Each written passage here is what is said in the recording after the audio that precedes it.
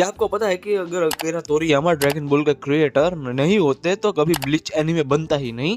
और आज के न्यू जनरेशन के जो काफ़ी सारे पॉपुलर एनीमेज हैं उनके ऑथर्स ने डायरेक्टली या इनडायरेक्टली कन्फेस किया है या फिर बताया है, एक्नॉलेज किया है कि उनके इंस्पिरेशन ब्लीच एनीमे ही है।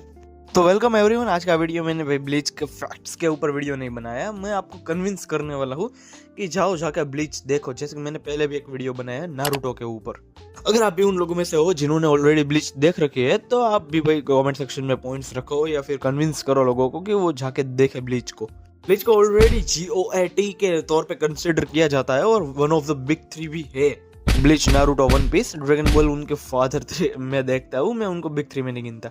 और जैसे कि मैंने शुरुआत में ही कहा कि बहुत सारे न्यू जेन एनिमे का ऑथर्स है जिन्होंने डायरेक्टली या इनडायरेक्टली कई कन्फेस किया या एक्नॉलेज किया कि उन्होंने ब्लीच से इंस्पिरेशन ली है। जैसे कि आपको बहुत सारे बड़े नाम है, आप उनमें से काफ़ी सारे नाम्स को पहचानते ही होंगे।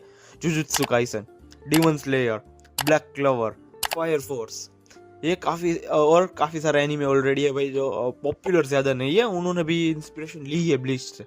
और ले भी क्यों नहीं, क्योंकि ब्लीच में ऐसी कौन सी चीज़ नहीं है जो आप एनिमे में नहीं देखते। ब्लीच में different, unique and one of the best art style है, कैरेक्टर डिजाइन है, पावर सिस्टम है, story line, world building, background score, fight, action, lore, choreography, music, opening and outro, mystery and characters. और तो क्या ही चाहिए आप लोगों को एनीमे से। मत बोलना कि ड्रामा कॉमेडी रहेगी, वो सब कुछ है इस पे। ये तो हो गई ऊपर ऊपर की बात है। अब सीधे ब्लीच पे ही आते हैं। अपना मेन कैरेक्टर है इचिगो, जिसके पास अनयूजुअल एबिलिटी होती है कि वो स्पिरिट्स और घोस्ट को देख सकता है और उनके साथ इंटरेक्ट भी कर सकता है। एक रात उसके घर पे एक होलो हमला करता है। होलो, वो आप एनीमे देखो तब पता चल जाएगा। एक होलो हमला करता है तो उसे बचाने के लिए वहां पे एक आ जाते हैं सोल रीपर, जो कि होती है अपनी रूह किया। होलो के साथ फाइट में काफी ज्यादा इंजर्ड हो जाती है, पर वो शॉक तब होती है जब उसे पता चलता है कि ये इचिगो के पास अनयूजुअल पावर है कि वो स्पिरिट से बात कर सकता है और उसे देख भी सकता है। और सबसे ज्यादा शौक तब लगता है कि वो उसे रुकिया को भी देख सकता है और उससे फिजिकली और ऐसे बातचीत में दोनों में इंटरेक्शन कर सकता है, जो कि आम इंसानों के लिए बिल्कुल ही पॉसिबल नहीं होता है। अब इचिगो मदद करना चाहता है और रुकिया अपनी थोड़ी सी पावर इचिगो में ट्रांसफर करने वाली होती है, पर इचिगो थोड़ी की जगह सारी की सारी पावर एब्जॉर्ब कर लेता है, जिसके कारण वो बन जाता है सब्स्टिट्यूट सोल रीपर। और तब से भाई पूरा जो सोल सोसाइटी का है, कोमुंडो का और जो अर्थ का लेके जो सारा ड्रामा शुरू हो जाता है, सोल सोसाइटी को और ह्यूमंस को लेके वो शुरू हो जाता है और काफी ज्यादा ग्रैंड लेवल तक चला जाता है। और इसमें जो शुरू के 2 सीजन है वो बिल्डअप करने में और सारी चीजें इंट्रोड्यूस करने में थोड़ा टाइम लेते हैं, तो आपको स्लो और बोरिंग थोड़े से लग सकते हैं। ऐसी काफी सारी चीजें होती है जो आपने पहली बार सुनी होती है, देखी होती है, तो वो आपको थोड़ा टाइम देती है कि आप थोड़ा कैचअप करते जाओ उनके साथ साथ। इसमें खास तौर पे जो पहला सीजन है या फिर पहला आर्क ही कह लो, पहला आर्क जो है वो काफी ज्यादा स्लो हो जाता है, क्योंकि इसी वाले आर्क में काफी ज्यादा हैवी इन्फोडम्प होता है। तो भाई शुरू के आर्क को भाई इतना भाई बोरिंग है ये वो करके छोड़ मत देना, बने रहे। और वहां से इवेंचुअली इचिगो अपना भाई सोल सोसाइटी में जाता है, वहां के पॉलिटिक्स और सारी जो मिस्ट्रीज होती है वो सोल्व करने में। और वहां पे जो one of the best plot twist ever in anime, वहां पे ये भाई जब सोसाइटी में जाता है।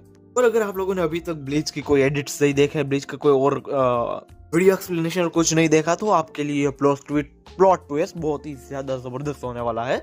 और प्लॉट ट्विस्ट को साइड में रखते हैं, दूसरी जो चीज आप लोगों ने बहुत ही ज्यादा ब्लीच को लेकर सुनी होगी वो है इसका एक वर्ड, बांकाई। बांकाई बांकाई बांकाई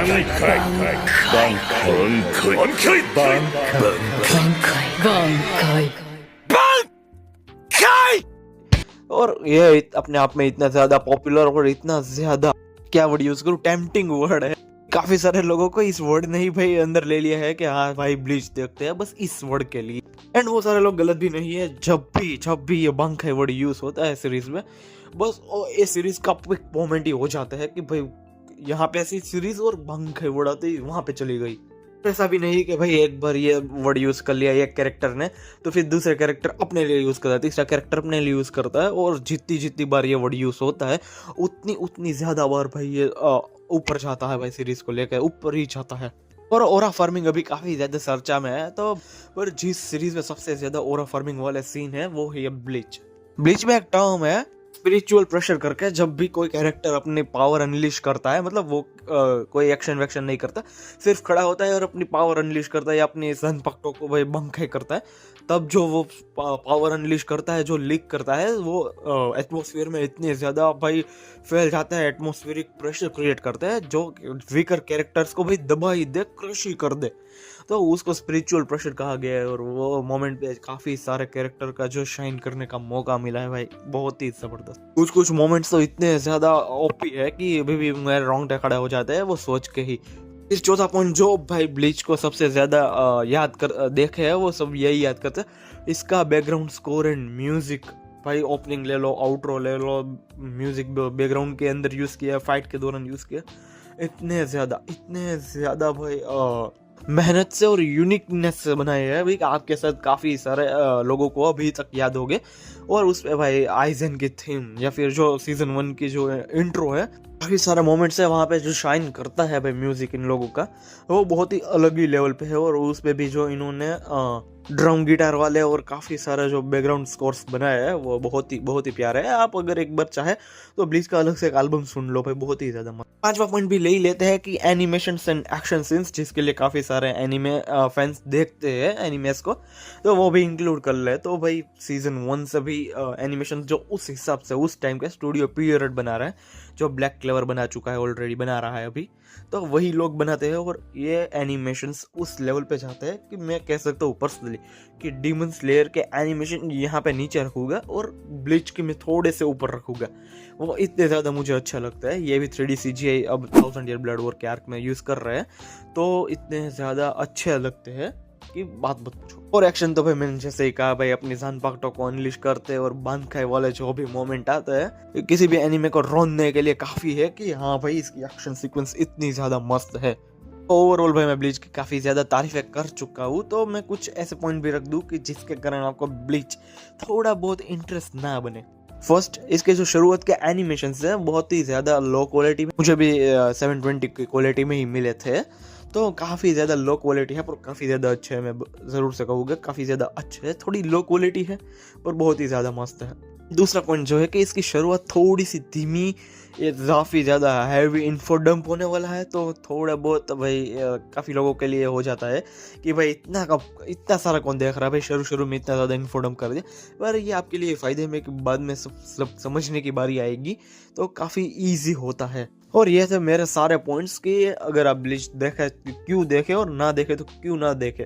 पर अगर इसे भी आपको कन्विंस नहीं हुए तो एक फाइनल पॉइंट में रखना चाहूँगा, वो है अपना एक कैरेक्टर सोस्के आइजन। इस बंदे को अब कौन नहीं जानता, जो ब्लीच है सारी की सारी ब्लीच, वो सारा का सारा इसका प्लान है। मतलब मैं स्पॉइलर नहीं देना चाहता था, बस स्पॉइलर दे दिया भाई। सारी की सारी जो ब्लीच एनीमे है पूरा का पूरा इसके प्लान के अकॉर्डिंग ही चलती है। मतलब शॉर्ट में यही समझ लो कि भाई हम जो व्यूअर्स है ब्लीच को देख रहे हैं, वैसे ही आइजन भी जो ब्लीच का कैरेक्टर है वो भी ब्लीच का ही व्यूअर है जो ब्लीच को हमारे साथ देख रहा है। और फिर भी कन्विंस नहीं हुए तो भाई जाओ जाके इंस्टा में या फिर यूट्यूब शॉर्ट्स में जाके आइजन के कोई भी एक एडिट उठा के देख लो और 100% कन्विंस हो ही जाओगे कि भाई ब्लीच देखना है इस कैरेक्टर के लिए, तो इस कैरेक्टर के लिए देखोगे जरूर। और हाँ, ब्लीच में भी भाई नारुतो एंड वन पीस की तरह थोड़े बहुत filler arcs and filler episodes है, तो मैं उनकी लिस्ट लेके जल्दी से आ रहा हूँ वीडियो बनाने। तो हम इसका वॉच ऑर्डर भी देख लेंगे, क्योंकि ब्लीच सिर्फ ब्लीच एनीमे तक लिमिटेड नहीं है।